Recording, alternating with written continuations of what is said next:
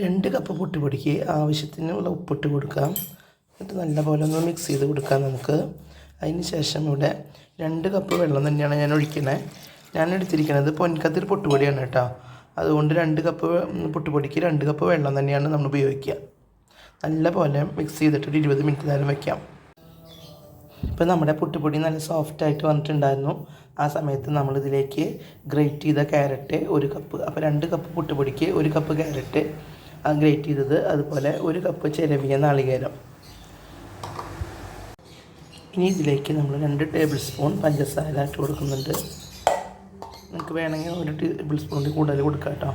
ഞാനിവിടെ 2 ടേബിൾ സ്പൂണാണ് ഇട്ടിരിക്കുന്നത്. ഇനി ഇതിലേക്ക് ഒരു 1/2 കപ്പ് പാൽപ്പൊടിയാണ് നമ്മൾ ചേർത്ത് കൊടുക്കുന്നത്. ഇതും കൂടി ചേർത്ത് കൊടുത്തതിന് ശേഷം നല്ലപോലെ ഒന്നും കൂടി മിക്സ് ചെയ്യാം.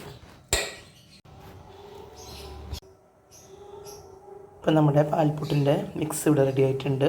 ഇനി നമുക്ക് ചിരട്ടപ്പുട്ടായിട്ടോ അല്ലെങ്കിൽ സാധാരണ പുട്ട് പോലെയോ നമുക്ക് നാളികേരമിട്ട് കുറച്ച് ഈ മിക്സ് ചേർത്ത് നമുക്ക് പുട്ടുണ്ടാക്കിയെടുക്കാം. ഇത് കഴിക്കാനായിട്ട് കറിയുടെ ഒന്നും ആവശ്യമില്ല, വളരെ ടേസ്റ്റിയാണ്, എല്ലാവർക്കും ഇഷ്ടപ്പെടും. അപ്പോൾ ഒന്ന് ട്രൈ ചെയ്ത് നോക്കിയേ.